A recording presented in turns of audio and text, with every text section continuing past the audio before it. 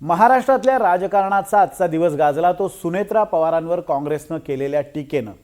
काँग्रेसनं सुनेत्रा पवारांचा उल्लेख गुंगी गुडिया असा करत एक पोस्ट केली आणि त्यानंतर राष्ट्रवादीचे कार्यकर्ते चांगलेच संतापले। त्यांनी काँग्रेसच्या कार्यालयात घुसून जोरदार राडा केला। हर्षवर्धन सपकाळांनी या प्रकरणी माफी मागावी अशी मागणी करत राष्ट्रवादीनं घोषणाबाजी सुद्धा केली। मात्र सुनेत्रा पवारांबद्दल वापरलेल्या गुंगी गुडिया या शब्दावर हर्षवर्धन सपकाळ ठाम आहेत। नेमकं बीडमध्ये असं काय घडलं ज्यावरून हे सगळं रामायण सुरू झालं आपण पाहूयात।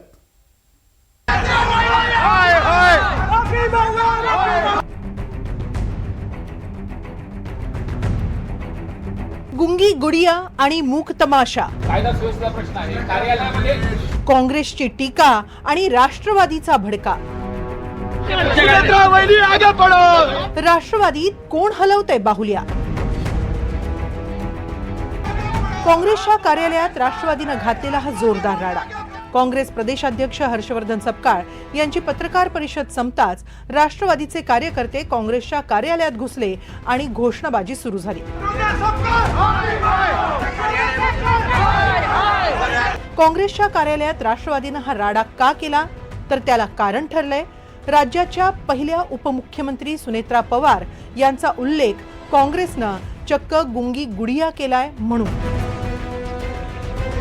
महाराष्ट्र काँग्रेसच्या ट्विटर हँडलवरून ही पोस्ट करण्यात आली आहे। काँग्रेसनं सुनेत्रा पवारांचा उल्लेख गुंगी गुडिया कुठल्या संदर्भात केलाय तर त्यासाठी काँग्रेसनं सुनेत्रा पवारांचा एक व्हिडिओ ट्विट केलाय। सुनेत्रा पवारांनी बीडमध्ये बैठक घेतल्यानंतर सुनेत्रा पवार माध्यमांना माहिती देत असतानाचा हा व्हिडिओ आहे। त्यावेळी काय घडलं पहा। पीक विमा मिळाला नाही आता, पीक विम्याचा प्रश्न सुटला नाही।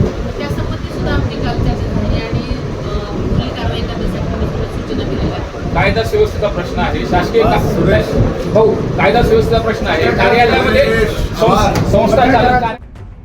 बीडमध्ये काय घडलं हे सगळ्यांच्या डोळ्यांसमोर आहे। पत्रकारांना प्रश्न विचारताच धनंजय मुंडेंनी पत्रकाराला थांबवलं। त्यानंतर पत्रकार परिषदेतून सगळे उठून गेले आणि याच प्रसंगावरून काँग्रेसनं गुंगी गुडिया म्हणत निशाणा साधलाय। उपमुख्यमंत्री सुनेत्रा पवारांना गुंगी गुडिया म्हणताच सगळ्यात आधी आवाज उठवला तो अजित पवारांविरोधात आयुष्यभर लढणाऱ्या अंजली दमानी यांनी। जे सुनेत्रा पवारांना म्हटलं गेलं ते अतिशय अपमानास्पद आहे। कोणालाही गुंगी गुडिया म्हणणं, एक ज्या उपमुख्यमंत्री आहेत महाराष्ट्राच्या आणि एक स्त्री असताना त्यांना अशी भाषा वापरणं हे मला मान्य नाही। मी त्यांच्या पक्षाविरुद्ध टोकाचं लढले, पण एक टीका करताना सुद्धा एक मर्यादा लागते। काँग्रेसनं सुनेत्रा पवारांना गुंगी गुडिया म्हणताच राष्ट्रवादीसह महायुतीचाही भडका उडालाय। की महिलांना कमजोर समजण्याची जी चूक ही वारंवार काही अपप्रवृत्ती करतात। आज त्यामध्ये काँग्रेसचा नंबर लागलेला आहे। काँग्रेसचे प्रदेशाध्यक्ष हर्षवर्धन सपकाळजी यांनी सुनेत्रा वहिनींची माफी मागावी, एक्सवरून ती पोस्ट तात्काळ डिलीट करावी आणि ज्या 40 पैशाच्या लावारिस कार्ट्यांनी त्या पोस्ट केलेल्या आहेत त्यांना त्यांच्या पद्धतीने उत्तर द्यावं। स्वतः त्या आजही उत्तम शेतकरी, उत्तम व्यावसायिक म्हणून त्यांची ख्याती आहे। त्यांचा ज्यांनी असा उल्लेख केला असेल त्यांचा तर मी निषेध करतोच, पण महाराष्ट्रामध्ये आपल्या सगळ्यांना माहिती आहे की महिलांचा सन्मान करणारा हा महाराष्ट्र आहे आणि महिलांविषयी ही आपली खरं तर कुणी असं टीका करणं, टिप्पणी करणं आपली खरं तर संस्कृती नाही आहे। अतिशय खालच्या स्तरावर हे उतरलेले आहेत। मुळामध्ये यांना कुठलाही रिस्पॉन्स मिळत नाही, कोणी विचारत नाही, त्यामुळे न्यूजमध्ये येण्याकरता अशा पद्धतीचं काम चाललेलं आहे।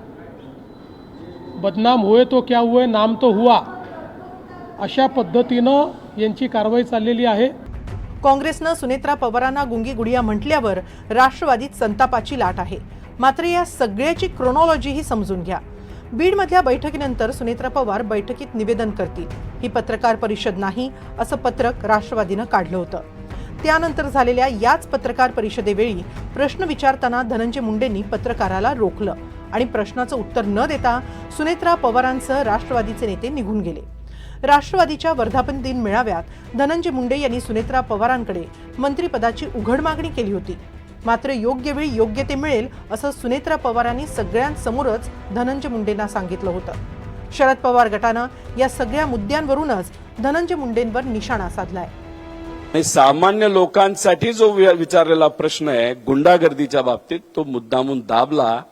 कारण का बहुतांश बीड जिल्ह्यातले गुंड हे त्या नेत्याच्याच परिचयाचे आहेत. त्यातला मोठा गुंड हा जेलमध्ये जाऊन बसलाय, तो कधीच बाहेर निघणार नाही, पण त्याची पिलावळ छोटी छोटी गुंडाची अजून बाहेर आहे आणि तेच त्या ठिकाणी धुडगूस घालत आहेत. तोच प्रश्न पत्रकारांनी विचारला. माझं तर पत्रकारांना विनंती आहे, तुम्ही सर्वांनी या गोष्टीचा निषेध केला पाहिजे की एक पत्रकारांनी योग्य प्रश्न विचारून सुद्धा गुंडासारखी दमदाटी करून पत्रकारांचा आवाज हा त्या ठिकाणी दाबण्याचा प्रयत्न हा मुंडेंकडनं त्या ठिकाणी झाला.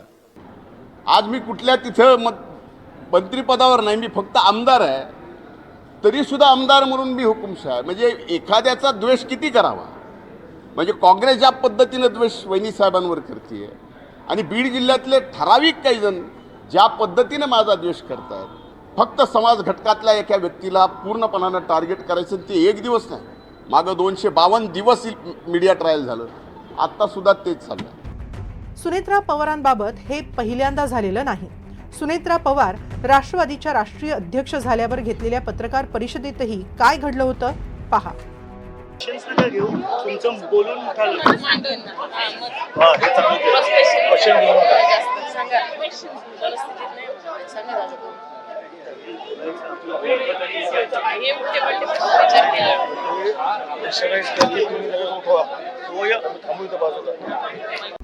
त्याही वेळी सुनेत्रा पवारांना कंट्रोल केलं जातंय का असा सवाल उपस्थित करण्यात आला होता.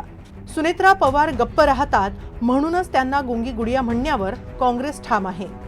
गुंगी गुडिया ही शिवी आहे का? गुंगी गुडिया हा अपशब्द आहे का? गुंगी गुडिया हा काही अनपार्लमेंटरी विषय आहे का? नाही, हे एक वर्णन आहे आणि ते वर्णन जसं तो शब्द आहे अगदी तशा स्वरूपामध्ये हा उपमुख्यमंत्री यांच्यावर तो अत्यंत व्यवस्थित पद्धतीने बसलाय.